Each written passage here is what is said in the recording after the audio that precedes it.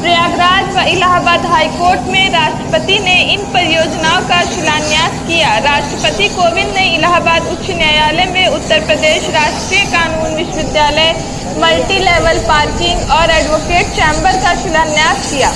समाचार विस्तार से। उत्तर प्रदेश प्रयागराज। भारत के राष्ट्रपति रामनाथ कोविंद आज 11 सितंबर को उत्तर प्रदेश के प्रयागराज पहुंचे। यहां उन्होंने प्रयागराज में उत्तर प्रदेश राष्ट्रीय विधि विश्वविद्यालय व इलाहाबाद उच्च न्यायालय में मल्टी लेवल पार्किंग एवं एडवोकेट चैम्बर का शिलान्यास किया। यूपी राष्ट्रीय विधि विश्वविद्यालय और इलाहाबाद उच्च न्यायालय के नए भवन परिसर की आधारशिला रखने के दौरान राष्ट्रपति के साथ केंद्रीय मंत्री किरेन रिजिजू, राज्यपाल आनंदीबेन पटेल और यूपी के सीएम योगी आदित्यनाथ भी मौजूद रहे। इस कार्यक्रम में सीएम योगी और फिर राष्ट्रपति ने संबोधन में यह बातें कही। आज का दिन प्रदेशवासियों के लिए महत्वपूर्ण है। सीएम योगी ने कहा, प्रयागराज गंगा, यमुना व सरस्वती त्रिवेणी की भूमि है। मैं इस पावन धरती पर आज माननीय राष्ट्रपति श्री रामनाथ कोविंद जी के आगमन पर यूपी सरकार की ओर से उनका हृदय से स्वागत करता हूँ। देश व दुनिया के नागरिक अपनी सफलता की कामना लेकर संगम में स्नान के लिए आते हैं। त्रिवेणी की इस धरती पर एक आम जनमानस धर्म, न्याय और शिक्षा के प्रमुख केंद्र की प्रत्यक्ष अनुभूति से स्वयं को धन्य महसूस करता हूँ। आज का दिन न केवल प्रयागराज की धरती के लिए बल्कि समस्त प्रदेशवासियों के लिए महत्वपूर्ण है। आज वर्षों से लंबित उन परियोजनाओं का शुभारंभ माननीय राष्ट्रपति जी के कर कमलों से संपन्न हो रहा है, जिसकी आकांक्षा दशकों से पूरे प्रदेश को थी। न्यायिक क्षेत्र में इंफ्रास्ट्रक्चर डेवलपमेंट हो रहा है। आगे सीएम योगी ने यह भी कहा, पीएम नरेंद्र मोदी जी के मार्गदर्शन में यूपी सरकार नागरिकों के जीवन में खुशहाली लाने हेतु प्रतिबद्धता से कार्य कर रही है। समयबद्ध व सहजता से न्याय उपलब्ध हो, इस दृष्टि से न्यायिक क्षेत्र में इंफ्रास्ट्रक्चर डेवलपमेंट हो रहे हैं। प्रदेश में स्वीकृत 599 नए न्यायिक कक्षों में से 311 पूरी तरह तैयार हो चुके हैं व 228 निर्माणाधीन है। माननीय न्यायमूर्तियों हेतु आवासीय व्यवस्था के लिए भी यूपी सरकार की ओर से स्वीकृत 611 आवास में से 247 बनकर तैयार हो गए हैं।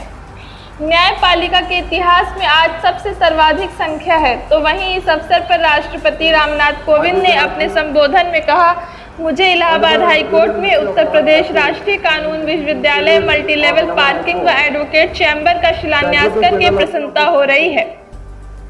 उच्चतम न्यायालय में नियुक्त 33 न्यायाधीशों में 4 महिला न्यायाधीशों की उपस्थिति न्यायपालिका के इतिहास में आज सबसे सर्वाधिक संख्या है। उच्च न्यायालय और उच्चतम न्यायालय में महिला न्यायाधीशों की कुल संख्या 12% से कम है। मैं आशा करता हूं कि देश के उच्च न्यायालय में महिला अधिवक्ताओं, महिला अधिकारियों और महिला न्यायाधीशों की संख्या में वृद्धि होगी।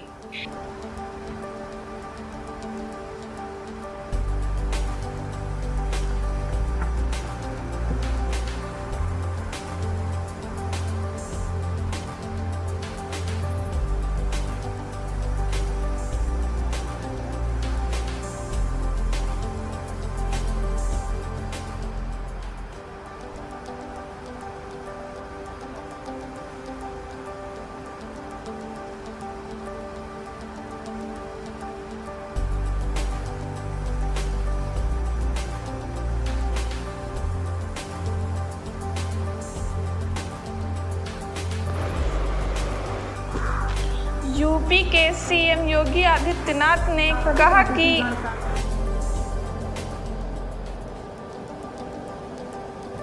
आदरणीय राष्ट्रपति जी,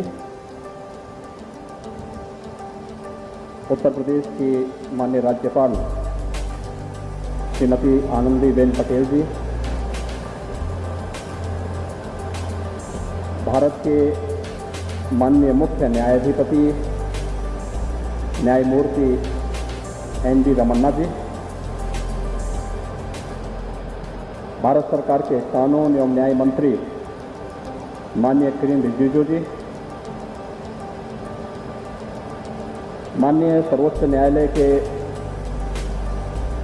न्यायमूर्तिगण, माननीय न्यायमूर्ति विनीत शरण जी, माननीय न्यायमूर्ति गणेश माहेश्वरी जी, माननीय न्यायमूर्ति श्री कृष्ण मुरारी जी, माननीय न्यायमूर्ति श्री विक्रमनाथ जी, उत्तर प्रदेश इलाहाबाद हाई कोर्ट के कार्यवाहक मुख्य न्यायाधीश न्यायमूर्ति मुनीश्वर नाथ भंडारी जी, उत्तर प्रदेश शासन के विधि एवं न्याय मंत्री श्री ब्रजेश पाठक जी, बार एसोसिएशन इलाहाबाद के अध्यक्ष श्री अमरेंद्र नाथ सिंह जी, प्रदेश सरकार के मेरे सभी सहयोगी मंत्रीगण, माननीय सभी न्यायमूर्तिगण और उपस्थित भाइयों बहनों,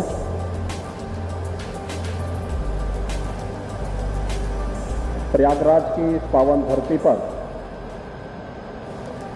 मैं देश के माननीय राष्ट्रपति जी का हृदय से स्वागत और अभिनंदन करता हूं।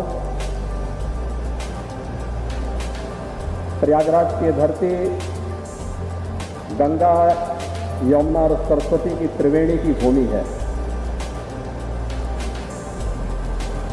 पूरा देश और पूरी दुनिया त्रिवेणी की इस धरती पर संगम में स्नान करके अपने जीवन में सफलता की कामना को लेकर के आती है,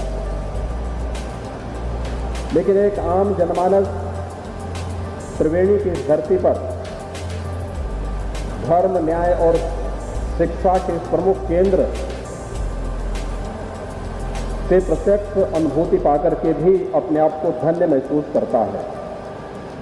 मैं त्रिवेणी के इस पावन धरती पर आज भारत के माननीय राष्ट्रपति जी के आगमन पर प्रदेश शासन की ओर से उनका हृदय से स्वागत करता हूं, अभिनंदन करता हूं।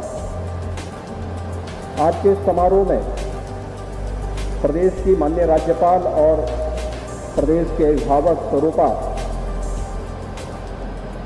श्रीमती आनंदीबेन पटेल जी का, भारत के मुख्य न्यायाधिपति माननीय न्यायमूर्ति एन वी रमन्ना जी का, केंद्रीय विधि एवं न्याय मंत्री माननीय श्री किरेन रिजिजू जी का, सर्वोच्च न्यायालय के माननीय न्यायमूर्तिगण श्री विनीत शरण जी, श्री दिनेश माहेश्वरी जी, श्री कृष्ण मुरारी जी, श्री विक्रमनाथ जी का उत्तर प्रदेश शासन की ओर से, उत्तर प्रदेश वासियों की ओर से हृदय से स्वागत और अभिनंदन करता हूं। आज का दिन न केवल उत्तर प्रदेश के इस प्रयागराज की धरती के लिए बल्कि उत्तर प्रदेश वासियों के लिए अत्यंत महत्वपूर्ण दिन है। वर्षों से लंबित उन परियोजनाओं का शुभारंभ माननीय राष्ट्रपति जी के कर कमलों से होने अभी प्रारंभ हुआ है, जिसकी दशकों से तमन्ना प्रयागराज वासियों को और उत्तर प्रदेश वासियों को था। खासतौर पर इलाहाबाद उच्च न्यायालय प्रयागराज में मल्टी लेवल पार्किंग और राष्ट्रीय विधि विश्वविद्यालय, इन दोनों की वर्षों से मांग चली आ रही थी और मुझे बताते हुए प्रसन्नता है कि आदरणीय प्रधानमंत्री जी की प्रेरणा से, उनके मार्गदर्शन में उत्तर प्रदेश सरकार प्रत्येक नागरिक के जीवन में खुशहाली लाने के लिए जिस प्रतिबद्धता के साथ कार्य कर रही है, उसमें न्यायिक क्षेत्र में भी प्रत्येक जन की, आम जन की आकांक्षाओं की पूर्ति करने और उसे समय पर सहजतापूर्ण न्याय उपलब्ध हो सके, इस दृष्टि से चाहे वह प्रदेश के अंदर न्यायिक क्षेत्र में इंफ्रास्ट्रक्चर डेवलपमेंट के लिए किए जाने वाले कार्य हों, मुझे बताते हुए प्रसन्नता है कि प्रदेश में न्यायालय कक्ष 599 न्यायिक कक्ष वर्तमान में जिनमें से 311 पूरी तरह तैयार हो चुके हैं, 288 निर्माणाधीन हैं। माननीय न्यायमूर्तियों के आवासीय व्यवस्था के लिए भी प्रदेश सरकार की ओर से 611 ऐसे आवास स्वीकृत किए गए थे, जिनमें 247 बनकर के तैयार हैं और 364 वर्तमान में निर्माणाधीन है। आज का युग डिजिटल युग है।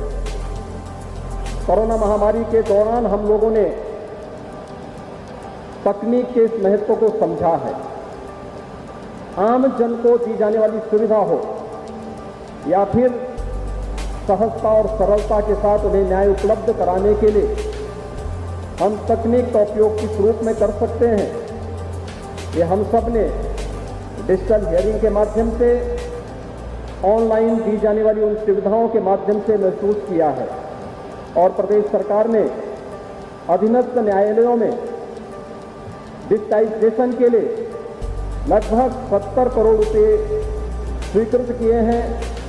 माननीय उच्च न्यायालय के कंप्यूटर क्रय के लिए 30 करोड़ रुपए, अधीनस्थ न्यायालय में कंप्यूटर क्रय और अनुरक्षण के लिए 20 करोड़ रुपए और न्यायिक अधिकारियों के नवीन लैपटॉप के लिए 18 करोड़ रुपए की राशि इस संबंध में राज्य सरकार ने पहले से स्वीकृत की है। और आज मुझे बताते हुए प्रसन्नता है कि यहां पर जब भी हम लोग प्रयागराज की बात करते थे तो प्रयागराज का हमारा उच्च न्यायालय एशिया का सबसे बड़ा उच्च न्यायालय है। 24 करोड़ उत्तर प्रदेश की जनता न्याय प्राप्त करने की एक उत्सुकता के साथ यहां पर आता है, लेकिन उसे सबसे ज्यादा यहां सामना करना पड़ता था जाम का। प्रयागराज कुंभ के समय प्रयागराज के इंफ्रास्ट्रक्चर के लिए केंद्र और राज्य सरकार ने बेहतरीन पहल की थी और मुझे प्रसन्नता है कि उस समय माननीय न्यायालय के द्वारा यूपी की गवर्नर आनंदीबेन पटेल ने कहा कि माननीय राष्ट्रपति जी रामनाथ कोविंद जी,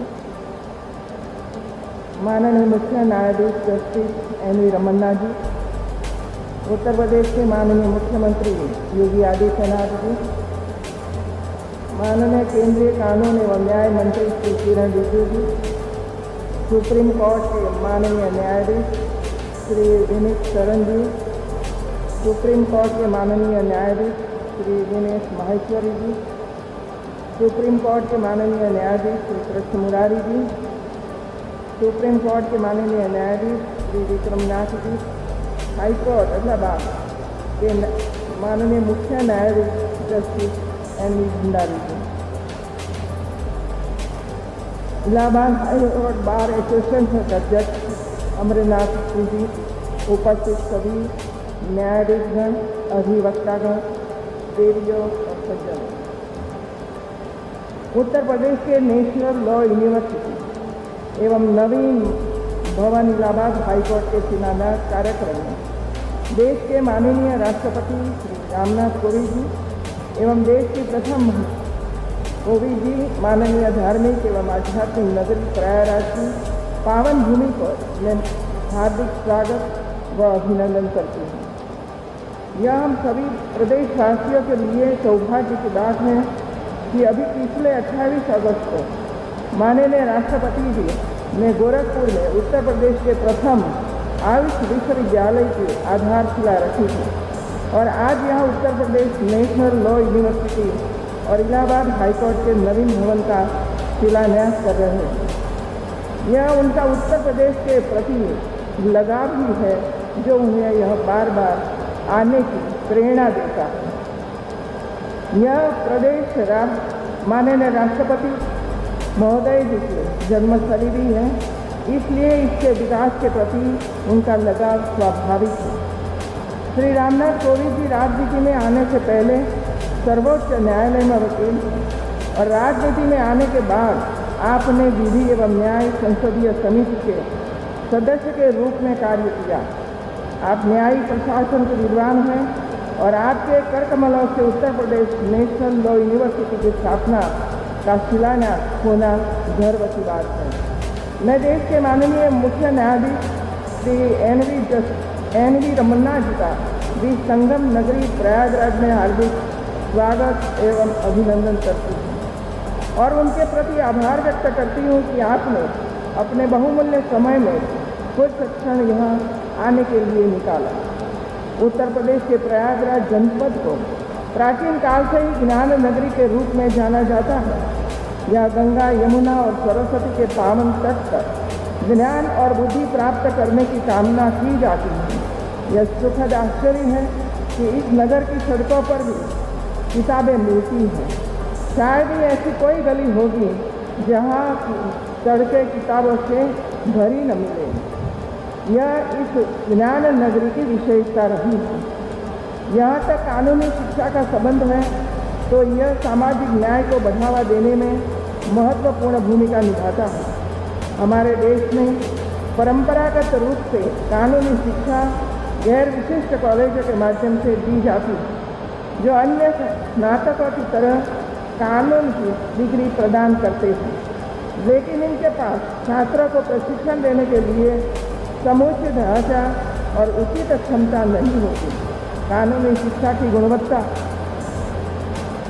बेहतर बनाने के लिए ये आवश्यक है कि इसके लिए अलग विश्वविद्यालय बनाया जाए। इस नेशनल लॉ यूनिवर्सिटी की स्थापना का उद्देश्य यही है कि यहाँ से कानून की बेहतर शिक्षा होकर लेकर निकले छात्र समाज के सभी वर्गों को न्याय प्रदान किया जाना सुनिश्चित कराए। कानून बनना पर्याप्त नहीं है। कानून के सम्यक अनुपालन से ही समाज को समान न्याय का लाभ प्राप्त हो सकता है। यह काम तभी संभव होगा जब कानून की पढ़ाई करने वाले यहाँ दक्ष एवं योग्य विद्यार्थी आए और इसके लिए आवश्यक है कानून के विद्यार्थियों को बेहतर अध्ययन के साथ उचित प्रशिक्षण की भी सुविधा प्राप्त हो।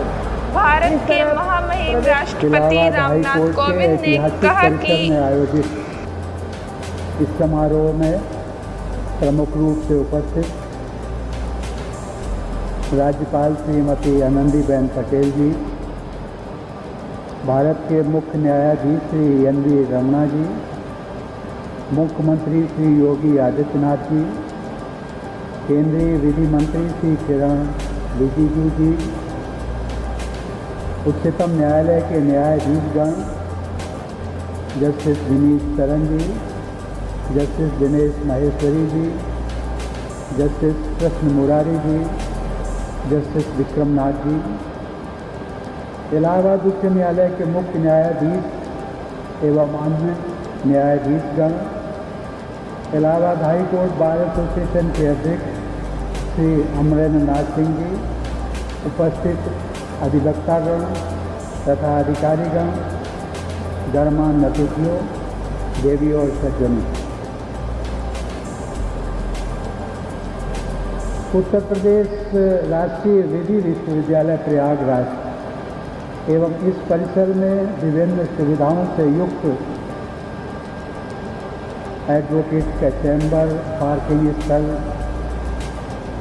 आदि का जो निर्माण कार्य होने वाला है उसका शिलान्यास करके मुझे अत्यंत प्रसन्नता का अनुभव हो रहा है।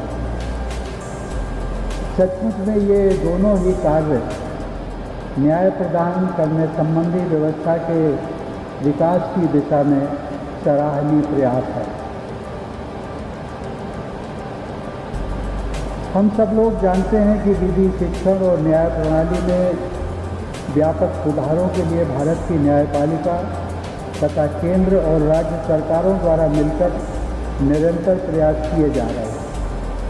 इन प्रयासों के लिए केंद्र और राज्यों के स्तर पर विधायिका, कार्यपालिका और न्यायपालिका की ओर से योगदान करने वाले सभी लोग प्रशंसा के पात्र हैं। देवी और सज्जनों, इतिहास की दृष्टि से इलाहाबाद हाई कोर्ट भारत में स्थापित किया गया चौथा हाई कोर्ट है। महत्व की दृष्टि से यह हाई कोर्ट देश की सबसे बड़ी आबादी वाले राज्य में न्याय प्रदान करने की जिम्मेदारी निभाता है। न्यायाधीशों की संख्या की दृष्टि से यह देश का सबसे बड़ा हाईकोर्ट है। परंतु इन सभी तथ्यों से एक बात और भी महत्वपूर्ण है कि इलाहाबाद हाईकोर्ट की वह परंपरा जिसमें महामना मदन मोहन मालवीय, मोतीलाल नेहरू, सर तेज बहादुर कपड़ू, राजर्षि पुरुषोत्तम दास टंडन और कैलाशनाथ काटजू जैसे प्रखर व राष्ट्रप्रेमी अधिवक्ताओं ने इसी परिसर से भारतीय इतिहास के अनेक गौरवशाली अध्याय लिखे। इस हाईकोर्ट के बार और बेंच के प्रबुद्ध सदस्यों ने समाज और देश को वैचारिक नेतृत्व भी प्रदान किया। इसी उच्च न्यायालय में सन 1921 में भारत की पहली महिला वकील सुश्री कोर्नेलिया सोराब जी को इनरोल करने का ऐतिहासिक निर्णय लिया गया। वह महिला सशक्तिकरण की दिशा में इलाहाबाद उच्च न्यायालय का भविष्योन्मुखी निर्णय था। पिछले महीने ही हम सब लोग जानते हैं कि न्यायपालिका में महिलाओं की भागीदारी का एक नया इतिहास रचा गया। मैंने उच्चतम न्यायालय में 3 महिला न्यायाधीशों सहित 9 न्यायाधीशों की नियुक्ति को स्वीकृति प्रदान की। आज उच्चतम न्यायालय में नियुक्त कुल 33 न्यायाधीशों में 4 महिला न्यायाधीशों की उपस्थिति न्यायपालिका के इतिहास में आज तक की सर्वाधिक संख्या है। इन नियुक्तियों में भविष्य में एक महिला चीफ जस्टिस ऑफ इंडिया बनने का मार्ग भी प्रशस्त हुआ। सामान्यतया महिलाओं में न्याय प्रकृति का अंश अधिकतम होता है, भले ही इसके कुछ अपवाद भी होते हों। उनमें हर किसी को न्याय देने की प्रवृत्ति, मानसिकता व संस्कार होते हैं। मायका हो, ससुराल हो, पति हो, संतान हो, कामकाजी महिलाएं सबके बीच संतुलन बनाते हुए भी अपने कार्य क्षेत्र में उत्कृष्टता के उदाहरण प्रस्तुत करती हैं। सही मायने में न्यायपूर्ण समाज की स्थापना तभी संभव होगी जब अन्य क्षेत्रों सहित देश की न्याय व्यवस्था में भी महिलाओं की भागीदारी बढ़ेगी। आज उच्चतम न्यायालय तथा उच्च न्यायालयों को मिलाकर महिला न्यायाधीशों की कुल संख्या 12% से भी कम है। यदि हम अपने संविधान के समावेशी आदर्शों को प्राप्त करना है तो न्यायपालिका में भी महिलाओं की भूमिका को बढ़ाना ही होगा। मैं आशा करता हूँ कि देश के इस विशालतम उच्च न्यायालय में महिला अधिवक्ताओं, अधिकारियों और न्यायाधीशों की संख्या में वृद्धि होगी। देवियों और सज्जनों, एक अधिवक्ता के रूप में मैंने देखा है कि अधिकांश युवा व सामान्य परिवारों के अधिवक्ता, उनके सहायक तथा वादकारी न्यूनतम सुविधाओं के अभाव के कारण अनेक प्रकार की कठिनाइयों का सामना करते हैं। इस संदर्भ में इलाहाबाद हाई कोर्ट द्वारा आज जिन सुविधाओं के लिए निर्माण कार्यों का शुभारंभ किया गया है, वे यहाँ के अधिवक्ताओं तथा उनके सहायकों के साथ साथ सभी वादकारियों के लिए अत्यंत सहायक सिद्ध होंगी। यह मेरा सौभाग्य रहा है कि मुझे प्रत्यक्ष या अप्रत्यक्ष रूप से राज्य के तीनों अंगों विधायिका, कार्यपालिका और न्यायपालिका से जुड़कर कार्य करने का अवसर प्राप्त हुआ। न्याय पाने के लिए गरीब लोगों के संघर्ष को मैंने नज़दीक से देखा है। न्यायपालिका से सभी को उम्मीदें तो होती हैं, फिर भी सामान्यतया लोग न्यायालय की सहायता लेने से हिचकिचाते। न्यायपालिका के प्रति लोगों के विश्वास को और अधिक बढ़ाने के लिए इस स्थिति को बदलना जरूरी है। सभी को समय से न्याय मिले, न्याय व्यवस्था कम खर्चीली हो, सामान्य आदमी की समझ में आने वाली भाषा में निर्णय देने की व्यवस्था हो और खासकर महिलाओं तथा कमज़ोर वर्ग के लोगों को न्यायिक प्रक्रिया में भी न्याय मिले, ये हम सबकी जिम्मेदारी है। यह संभव तभी होगा जब न्याय व्यवस्था से जुड़े सभी स्टेक होल्डर्स अपनी सोच व कार्य संस्कृति में आवश्यक बदलाव लाएंगे और संवेदनशील भी बनेंगे।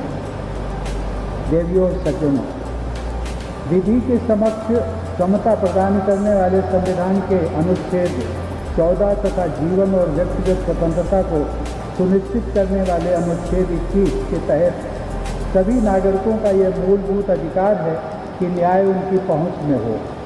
एक्सेस टू जस्टिस का यह मूल अधिकार सुनिश्चित कराना सरकार के सभी अंगों, विशेषकर न्यायपालिका की सफलता की कसौटी है।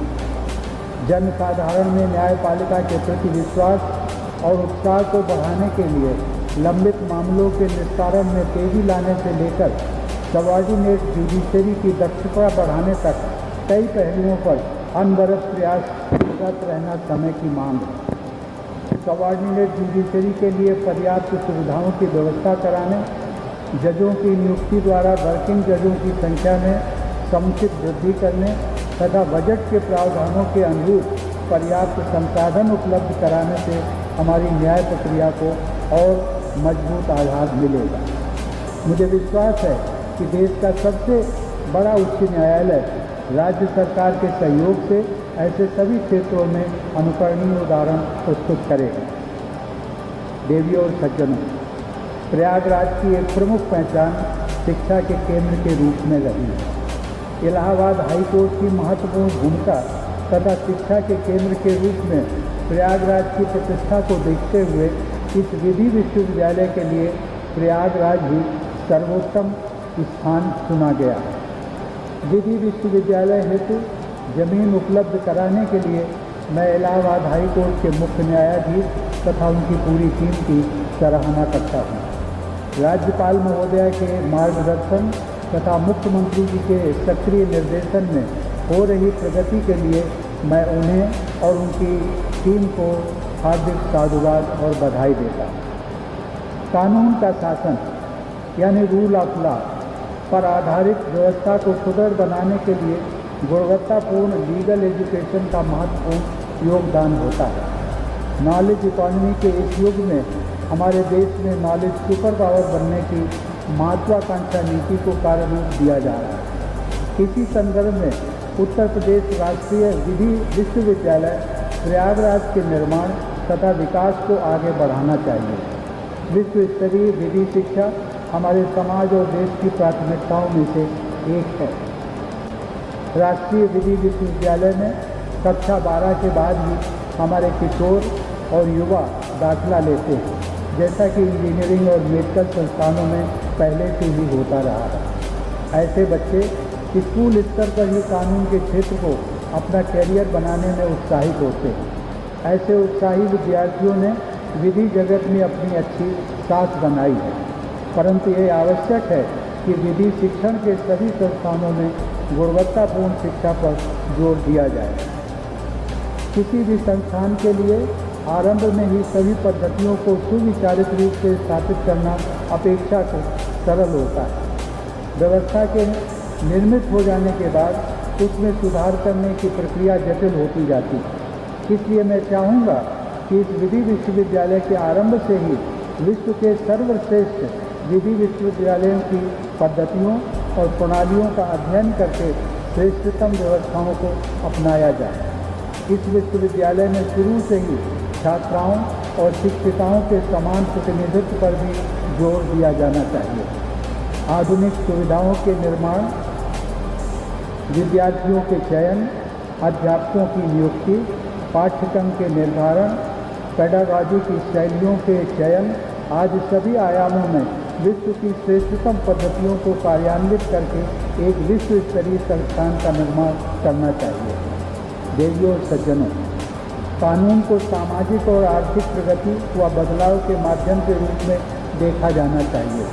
मेरी शुभकामना है कि राष्ट्रीय विधि विश्वविद्यालय प्रयागराज योजनानुसार स्थापित तथा विकसित हो तथा यहाँ के विद्यार्थी न्यायपूर्ण सामाजिक व आर्थिक प्रगति में महत्वपूर्ण भूमिका निभाएं। इन प्रकल्पों का शुभारंभ आज एक ऐसे विशेष दिवस पर हो रहा है जिसके विषय में हर भारतवासी को गर्व होना चाहिए। आज ही के दिन 128 वर्ष पहले शिकागो में स्वामी विवेकानंद ने विश्व धर्म महासभा में अपने ऐतिहासिक संबोधन द्वारा भारत के गौरव का उद्घोष किया था। उस समय ब्रिटिश साम्राज्यवाद अपने चरम उत्कर्ष पर था, लेकिन स्वामी जी के संबोधन से पूरा विश्व समुदाय भारत की आध्यात्मिक शक्ति के प्रति सम्मान से भर उठा।